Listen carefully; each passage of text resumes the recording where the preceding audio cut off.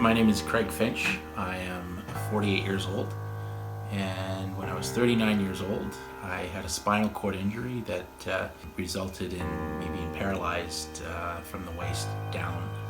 For many years, I experienced back problems as a result of injuries, probably brought on by a lot of the sports that I'd played, and just kind of not really looking after my back when I was younger. I had major spinal surgery when I was 21 years old to repair a ruptured disc at my L4-5 area in my lumbar, lower back, which helped for a while. However, through the following years, the pain came back for probably 15 years or so, seeing doctors and getting MRIs and CAT scans done and just kind of living with it. It wasn't as a result of an accident or anything I was doing. In fact, it was November the 4th, 2009. I was in a type of pain that I'd never experienced in my life. I was hoping that he would provide the medical attention that was required. I didn't understand how serious this condition was. Ultimately, he gave me some painkillers, what turned out to be a very mild prescription, and sent me on my way. And I took that day off of work, and the pain wasn't subsiding. It didn't subside, and I went into work the following day.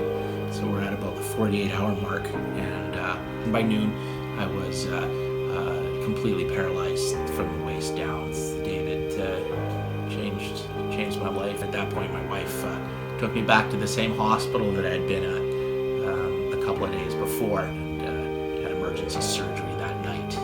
I woke up the next day not in as much pain as I had been the last couple of days, but with the not having the ability to move or feel anything from my waist down. I met with a physiatrist, and he explained to myself and to my wife that I had suffered a spinal cord injury, that we were looking at spending the next 6 months in a hospital.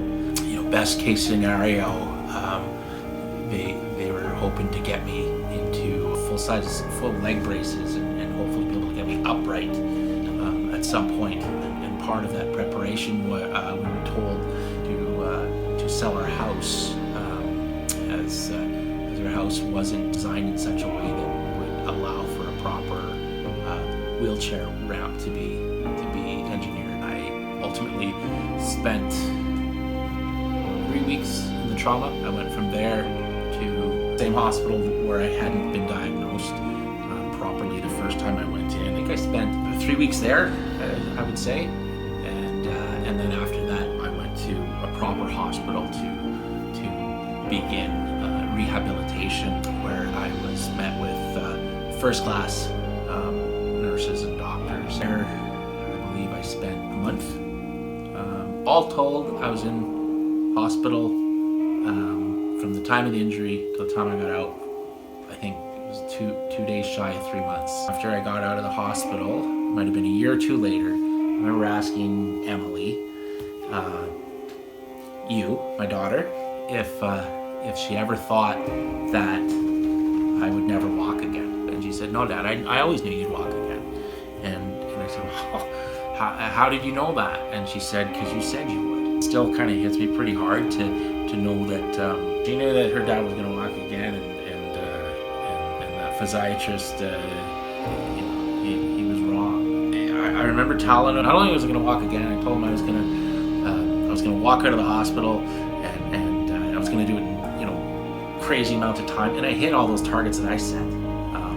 I did walk out of the hospital, and it took me damn near an hour to do it. I went back to work the day after I got out of the hospital.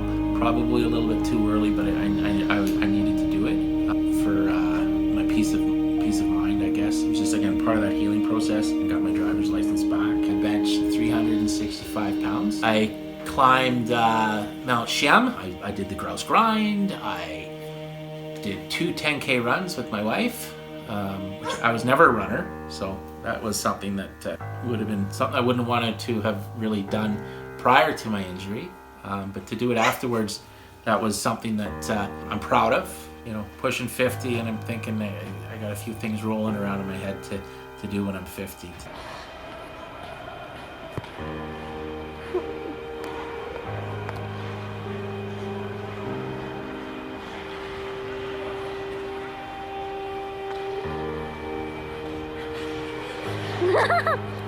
Yeah.